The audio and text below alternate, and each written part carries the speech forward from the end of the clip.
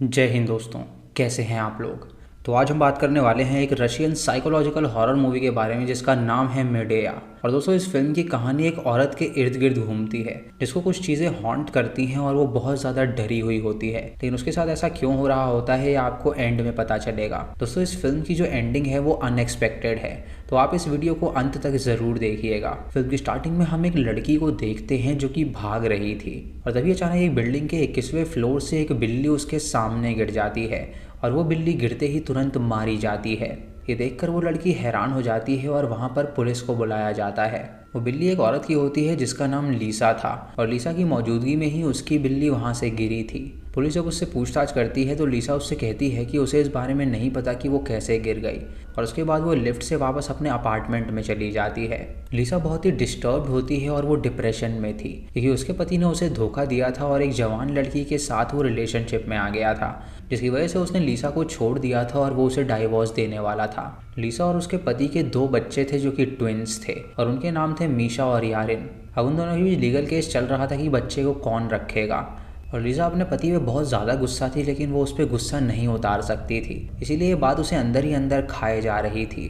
लीसा पेशे से एक हेयर ड्रेसर थी जो कि औरतों के बाल काटती थी और उसने अपने घर के अंदर ही सैलून खोल रखा था जहाँ बिल्डिंग की सभी औरतें उसके पास आती थीं बाल कटवाने के लिए। अपना काम खत्म करने के बाद लीसा अपने बच्चों के पास जाती है जहाँ उसके बच्चे देखकर उसे काफ़ी ज़्यादा खुश हो जाते हैं। लीसा अपने बच्चों को अपने साथ जब गाड़ी में ले जा रही होती है तो सामने वाली गाड़ी में उसे अपना पति नज़र आता है जो कि अपनी गर्लफ्रेंड के साथ कहीं पर जा रहा था। ये देखकर उसे काफ़ी ज़्यादा बुरा लगता है। अगले दिन उन दोनों की कोर्ट में पेशी होती है तो वो दोनों कोर्ट पहुंचते हैं जहां कोर्ट का ये फैसला था कि बच्चों को उन दोनों के साथ ही रहने की अनुमति है और उनके खाने पीने से लेकर उनकी पढ़ाई की जिम्मेदारी उन दोनों को उठानी पड़ेगी। जज की ये बात सुन के वो दोनों राजी हो जाते हैं और उसके बाद लीसा जब जा रही होती है तो उसका पति उसे रोकता है और उससे कहता है कि क्यों ना वो उसके साथ कॉफ़ी पर चले। जब लीसा उसके साथ कॉफ़ी पर जाती है तो वो देखती है कि उसकी गर्लफ्रेंड भी वहाँ पर आई है जो कि उसे बताती है कि वो एक साइकोलॉजी स्टूडेंट है और उसका मानना है कि वो ट्रॉमेटाइज हो गई है इस न्यूज़ से, इसीलिए वो अपने बच्चों की चिंता बिल्कुल भी ना करे क्योंकि वो उन्हें एक माँ की तरह ही प्यार करेगी।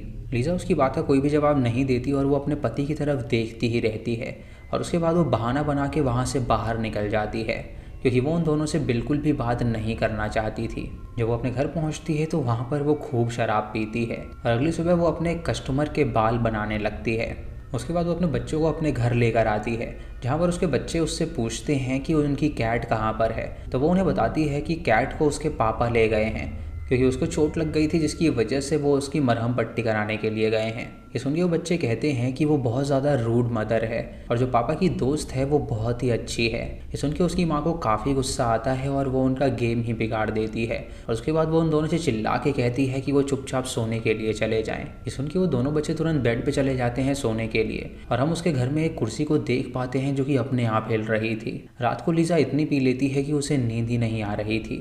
रात को लीजा इतना ज़्यादा पी लेती है कि वो बेड पे अपने पति को हेलुसिनेट करने लगती है और गुस्से में जब वो उसे मारने की कोशिश करती है तो उसके बच्चे को चोट लग जाती है क्योंकि वहाँ पे उसका पति नहीं बल्कि उसका बच्चा सो रहा था। ये देखकर वो तुरंत अपने बच्चे को बाथरूम में ले जाती है और उसका खून साफ करती है और उसे कहती है कि वो अब ठीक है तो वो इस बारे में किसी को ना बताए। उसके बाद वो अपने दोनों बच्चों को सुला देती है और तभी अचानक उसके फ़ोन में एक कॉल आता है। जब वो उस कॉल को उठाती है तो वहाँ पर एक बूढ़ी लेडी उससे बात करना चाहती है। उसे कहती है कि वो उसकी आंटी है जो कि उसे एक इन्फॉर्मेशन देना चाहती है, लेकिन लीजा उससे कहती है कि वो ऑर्फनेज में पली बड़ी है तो उसके रिश्तेदार कहाँ से आ गए।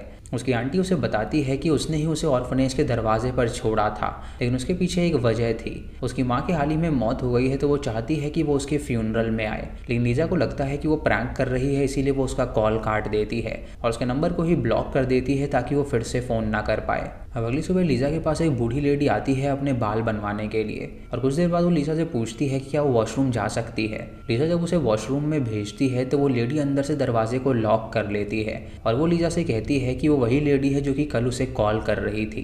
ये सुन के लीजा चाकू उठा लेती है और उससे कहती है कि वो बाहर निकले वो उसे मार डालेगी, लेकिन वो लेडी उससे कहती है कि उसे उसकी बात सुननी ही पड़ेगी। दरअसल उसकी माँ एक कर्ज से पीड़ित थी, ये जो कर्ज है वो पीढ़ी दर पीढ़ी उनके अंदर आता ही है। उसकी जो परदादी थी वो विच क्राफ्ट में थी जिसकी वजह से उसने अपने 9 बच्चों की बलि चढ़ा दी थी, लेकिन गांव वालों को पता लग गया था कि वो विच क्राफ्ट करती है, इसीलिए गांव वालों ने उसे मार डाला था। लेकिन मरते मरते उसने अपने परिवार में एक श्राप छोड़ दिया था कि अगर कोई भी लड़की अपने संतान को पैदा करेगी तो वो उसे मार डालेगी। उसकी दादी को एक सोल्जर से प्यार हो गया था जिसकी वजह से उसकी माँ पैदा हुई थी और उसकी माँ को बचाने के लिए उसकी माँ ने अपने आप से उसे दूर कर दिया था ताकि वो कर्ज के ज़रिए अपनी बेटी को ना मार सके। लेकिन उसकी माँ की शादी के बाद वो प्रेग्नेंट हो गई और वो पैदा हुई, जिसकी वजह से उसके माँ ने उसे सौंप दिया और उससे कहा कि वो उसे ऑर्फनेज छोड़कर आ जाए। इसीलिए वो उसे ऑर्फनेज ले गई और वहाँ पर उसे छोड़ दिया, क्योंकि अगर वो अपनी माँ के साथ होती तो उसकी माँ उसे जान से मार डालती। वो यहाँ पे उसे ये बताने आई है कि उसकी माँ अब मारी गई है, तो वो जो कर्ज है वो अब उस पे आ गया है, इसीलिए उसके बच्चों की जान खतरे में है, तो वो अपने बच्चों से दूर रहे। ये सुन के लीजा हैरान हो जाती है और उससे कहती है कि वो बाहर निकल जाए, और वो लड़की तुरंत बाहर निकलती है और उसे समझाने की कोशिश करती है कि वो सच कह रही है, लेकिन लीसा उसकी एक नहीं सुनती और उसे घर से बाहर निकाल देती है। अगले दिन लीसा अपने बच्चों से मिलने के लिए जाती है, जहाँ वो देखती है कि वो पार्क में खेल रहे हैं, और उसके बाद वो उन दोनों को अपने साथ घर ले जाती है। रात को जब वो उठती है तो देखती है कि उसके बच्चे कमरे में नहीं हैं, और ये देखकर वो डर जाती है और उन्हें पूरे घर में ढूंढने लगती है। उसके बच्चे उसे बालकनी में मिलते हैं जो कि आसमान की तरफ देख रहे थे, और ये देखकर वो काफ़ी गुस्सा करने लगती है और उन दोनों को बुरी तरह डांटती है। वो उनसे पूछती है कि आखिर वो लोग वहाँ पर क्या करने के लिए गए थे, तो वो कहते हैं वो दरवाज़ा खुला हुआ था जिसकी वजह से वो वहाँ पर चले गए। उसके बाद वो उन्हें डांट कर सोने के लिए भेज देती है, और फिर वो बहुत ज़्यादा रोती है क्योंकि उसकी हालत दिन ब दिन ख़राब होती चली जा रही थी, और वो अपने फ्रस्ट्रेशन को अपने बच्चों पे उतारती थी। तो वो कस्टमर उसे बताती है कि ऐसी ही एक लेडी है जो कि डिवोर्स के बाद पागल हो गई थी। तभी अचानक लीसा जब उसकी तरफ देखती है तो उसे एक गंजा आदमी नजर आता है, जो कि उसे पलट कर देखता है और अचानक से सिंक के अंदर से खून निकलने लगता है। ये देखकर लीसा काफ़ी ज़्यादा डर जाती है और समझ नहीं पाती कि आखिर वो उसे क्यों नज़र आ रहा है। उसके बाद लीसा प्लेग्राउंड में जाती है अपने बच्चों से मिलने के लिए, लेकिन उसकी केयर टेकर उससे कहती है कि उसकी आंट यहाँ पर आई थी जो कि उसके बच्चे को साथ में ले गई। ये सुनकर वो बहुत ज़्यादा हैरान हो जाती है और गाड़ी से उसकी आंट का पीछा करने लगती है, और वो देखती है कि वो उन दोनों को अपने साथ किसी सुनसान जगह पर ले जा रही थी। ये देखकर वो अपनी गाड़ी उसकी आंट पे चढ़ा देती है, जिससे उसकी आंट जख्मी हो जाती है, और वो अपने दोनों बच्चों को गाड़ी में बैठा के तुरंत अपने घर ले जाती है। रात को वो उन दोनों को सुला देती है और उसे अपनी आंट की चिंता होने लगती है, इसलिए वो फैसला करती है कि वो वहाँ पे जाएगी उन्हें देखने के लिए। लेकिन जब वो वहाँ पर पहुँचती है तो वो देखती है कि उसकी आंट वहाँ पर मर चुकी है, जिसे देखकर वो बहुत डर जाती है। और तभी वहाँ पर उसे पुलिस के सायरन सुनाई देते हैं, जिसे वो समझ जाती है कि अब वो खतरे में फंस सकती है। तो वो तुरंत अपने घर चली जाती है, जहाँ पर वो सामान पैक करती है और अपने बच्चों को उठाकर उनसे कहती है कि वो ट्रिप पर जा रहे हैं। वो तुरंत अपनी गाड़ी निकालती है और टर्की जाने के लिए निकल जाती है। अगली सुबह जब वो टर्की पहुंचती है तो वहाँ पर वो एक कैबिन बुक करने के लिए जाती है, जहाँ पर एक टकला आदमी उसे नज़र आता है। तो उसे लगता है कि शायद वो हेलुसिनेशन वाला आदमी है, लेकिन जब वो अपनी शक्ल दिखाता है तो वो कोई और था। लीजा उससे कैबिन की चाबी मांगती है, तो वो उसे कैबिन की चाबी दे देता है, और उसके बाद लीसा अपने बच्चों के साथ उस कैबिन में जाती है, जहाँ पर उसके बच्चे कैबिन को देखकर काफ़ी खुश हो जाते हैं। रात को लीसा बहुत ज़्यादा पी लेती है, जिसकी वजह से उसको सर दर्द होने लगता है, और उसके जो बच्चे होते हैं वो उसके आसपास ही खेलने लगते हैं, और वो बहुत ज़्यादा शोर मचा रहे थे, जिसकी वजह से उसके सर में और ज़्यादा दर्द हो रहा था। तभी अचानक खिड़की के बाहर लीसा को एक आदमी नज़र आता है जो कि उसे घूर रहा था,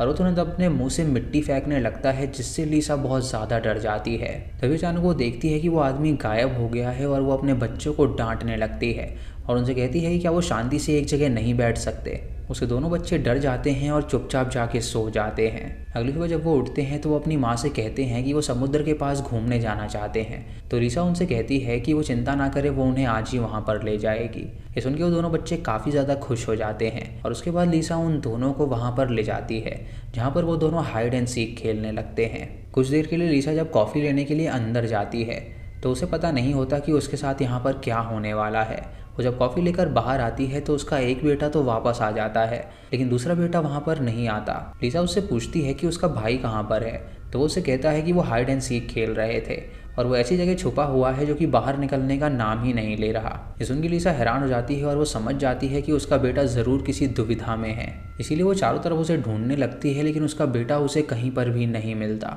वो तुरंत बिल्डिंग के अंदर जाती है और अपना रूम चेक करती है, और उसके रूम के अंदर भी वो नहीं होता। वो तुरंत मैनेजमेंट से कहती है कि वो पूरी बिल्डिंग को चेक करें, लेकिन जब वो बिल्डिंग चेक करने के लिए जाते हैं तो लीसा को एक कमरे के अंदर से आवाज़ आती है, और वो मैनेजमेंट से कहती है कि वो दरवाज़ा जल्दी से खोले।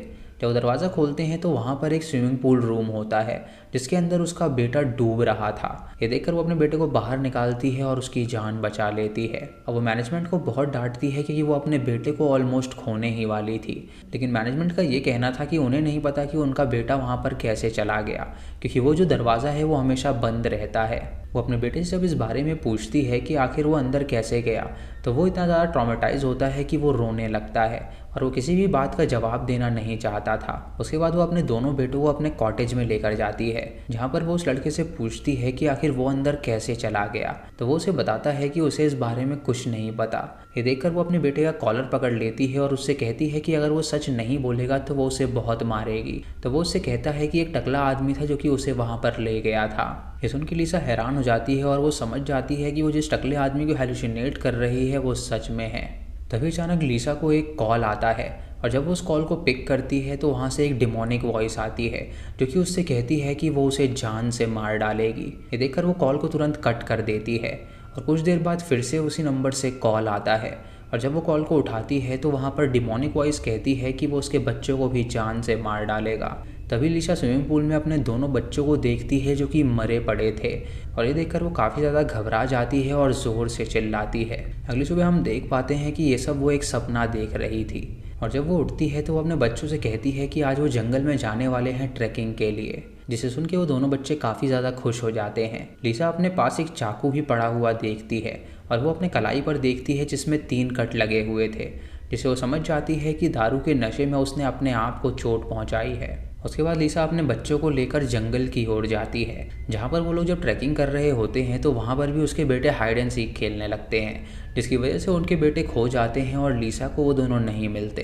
जब लिसा उन्हें ढूंढने के लिए जाती है तो वो पेड़ के पीछे छुपे होते हैं, जहाँ वो ये बात कर रहे थे कि उन्हें अपनी माँ के साथ रहने में बहुत डर लगता है और उनकी जो नई माँ है उनके साथ रहने में उन्हें काफ़ी ज़्यादा मज़ा आता है। लिसा जब ये बात सुनती है तो वो उन दोनों को डांट लगाती है और उनसे कहती है कि आखिर वो उसके मौजूदगी में ये सब बातें कैसे कर सकते हैं। तभी अचानक उनके सामने एक भेड़िया आ जाता है जो कि उन पर अटैक कर देता है और वो तीनों वहाँ से भागने लगते हैं।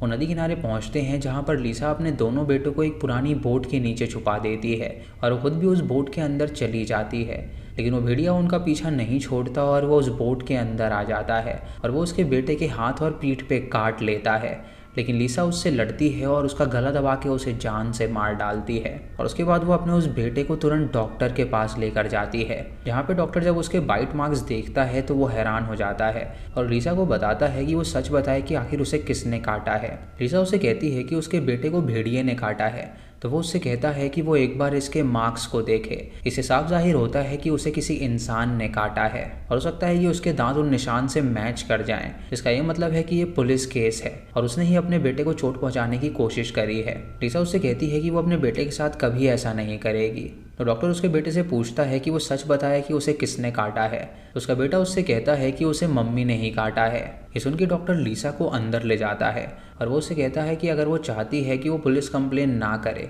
तो उसे कुछ रकम देनी होगी अपने बचाव के लिए। तभी अचानक डॉक्टर एक डिमोनिक वॉइस में उससे कहता है कि वो उसे मार डालेगा और ये कह के वो खिड़की से कूद जाता है और उसकी मौत हो जाती है।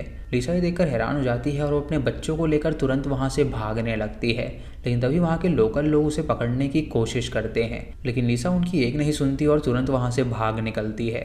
वो अपने बच्चों को लेकर तुरंत अपने कैबिन पहुँचती है, जहाँ पर वो देखती है कि पुलिस वहाँ पर आ चुकी है, जिसकी वजह से वो पीछे के दरवाजे से कैबिन के अंदर दाखिल हो जाती है और वहाँ पर वो एक क्लोजेट में जाके छुप जाती है। जब पुलिस वाला वहाँ पर आता है तो वो उससे कहता है कि वो जानता है कि वो कहीं ना कहीं घर के अंदर ही है, इसीलिए भला इसी में है कि वो बाहर आ जाए और सरेंडर कर दे।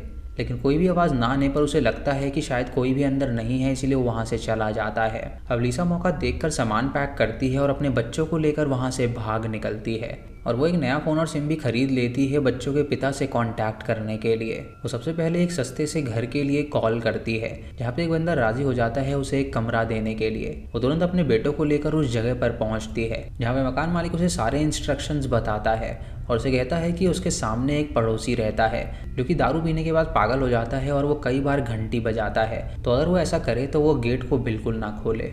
रात को वो सभी जब सो रहे होते हैं तो उसके बेटे को नींद नहीं आ रही थी, तो उसका बेटा उससे कहता है कि जब वो स्विमिंग पूल में गया था तो वहाँ पर उसे एक आदमी मिला था जो कि बहुत ही भद्दा दिख रहा था। ये सुन के उसकी माँ समझ जाती है कि वो किसके बारे में बात कर रहा है। वही आदमी था जिसे वो हमेशा हेलुसिनेट किया करती थी। वो अपने बच्चे को समझाती है और उससे कहती है कि वो उन दोनों को कुछ भी नहीं होने देगी, इसीलिए वो उन दोनों को सुला देती है।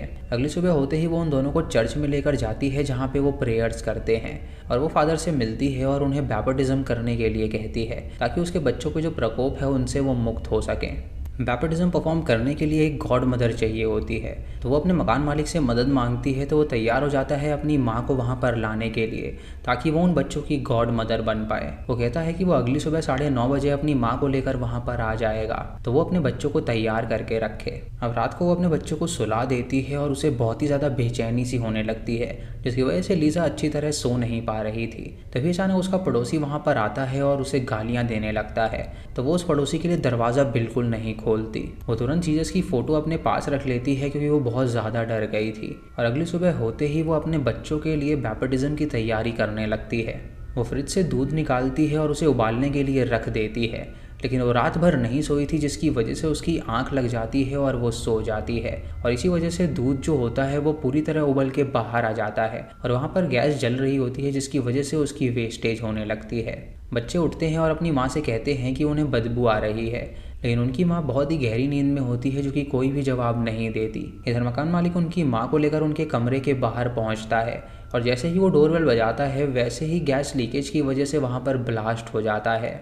लेकिन हम देख पाते हैं कि लीसा अब भी गहरी नींद में थी और वो नहीं उठी थी। जब लीसा को होश आता है तो वो देखती है कि दरवाजे के बाहर बहुत सारे लोग चिल्ला रहे हैं और जब वो मैजिक आई से देखती है तो उसे वहाँ पर कुछ क्रीचर्स नजर आते हैं जिन्होंने क्रो का सूट पहना हुआ था। ये देखकर वो बहुत ज़्यादा घबरा जाती है और वो तुरंत अपने बच्चों को लेकर बैल्कनी में चली जाती है, जहाँ पे वो उन दोनों को कहती है कि बादल वहाँ पर आ गए हैं, जो कि भगवान ने उनके लिए बादल भेजे हैं ताकि वो यहाँ से बाहर निकल सकें। वो अपने दोनों बच्चों को खिड़की से बाहर फेंक देती है जिससे उसके दोनों बच्चे मारे जाते हैं। और तभी वहाँ पर वो सूट वाले आ जाते हैं और हम देखते हैं कि वो सूट वाले पुलिस वाले थे जो कि उसे वहाँ पर गिरफ्तार करने के लिए आए थे उसकी मेंटल कंडीशन की वजह से। वो उसे तुरंत वहाँ पे गिरफ्तार कर लेते हैं और उसे अपने साथ ले जाते हैं। जब वो लिफ्ट से बाहर निकलती है तो वो उस छोटी सी लड़की को देखती है जिसके हाथ में उसकी कैट थी और ये देखकर वो हैरान हो जाती है और सोचती है कि वो कैट जिंदा कैसे है। उसके बाद वो याद करती है कि दरअसल जो भी उसने अभी तक सोचा है वो सब उसकी मनगढ़ंत कहानी थी और वो अपने आप को अपने अपार्टमेंट में पाती है जहाँ पर उसकी कैट भी मौजूद थी। यानी कि अब तक जो कहानी हमने देखी वो सारी उसके दिमाग में चल रही थी और इसमें से कोई भी बात सच नहीं थी। वो अपने अपार्टमेंट में ही थी और वहाँ से वो बाहर निकली ही नहीं थी। अगले दिन वो डॉक्टर के पास जाती है जहाँ डॉक्टर उसे बताता है कि उसके दिमाग में एक ट्यूमर है जिसकी वजह से वो सोचने की शक्ति खोती जा रही है। उसके बाद वो अपने घर में जाती है और सो जाती है और फिर से उसे हेलुसिनेशन आना स्टार्ट हो जाते हैं जहाँ वो सोचती है कि वो छोटी सी लड़की जब भाग रही होती है तो उस पर गाड़ी चढ़ जाती है और इसी के साथ ये मूवी यहीं पर ख़त्म हो जाती है। तो दोस्तों ये थी मेदया की कहानी। यहाँ पे मैं आपको बता दूं कि इस फिल्म में स्टार्टिंग से लेकर एंड तक जो भी दिखाया गया है ये लीजा के दिमाग में चल रही मनगढ़ंत कहानी थी। इसमें से कुछ भी सच्चाई नहीं थी। उसके ब्रेन में ट्यूमर था जिसकी वजह से उसकी सोचने की शक्ति कम हो गई थी और वो बहुत ही अजीब चीज़ें हेलुसिनेट करने लगी थी। वो अपने कमरे में ही रहती थी और उसने अपने बच्चों को पति के हवाले कर दिया था क्योंकि वो जानती थी कि अगर उसके बच्चे उसके पास रहेंगे तो वो उन्हें चोट पहुँचा सकती है। वो पूरे दिन कमरे में अकेली रहती थी और ऐसी मनगढ़ंत कहानियाँ उसके दिमाग में आती रहती थी। जहाँ उसने जो कुछ भी सोचा है वो इस फिल्म में स्टार्टिंग से लेकर एंड तक दिखाया गया है और एंड में ये रिवील किया गया है कि ये सब उसके मन में चल रहा था। आपको इसका ये ट्विस्ट कैसा लगा आप हमें कमेंट सेक्शन में ज़रूर बताइएगा। तो दोस्तों ये थी आज की वीडियो। चैनल पे नए हैं तो उसे सब्सक्राइब करें और बेल आइकॉन दबाएं नोटिफिकेशंस के लिए। और दोस्तों वीडियो को लाइक और शेयर करना बिल्कुल मत भूलिएगा। तो मैं मिलता हूँ आपको अगली वीडियो में, तब तक के लिए जय हिंद।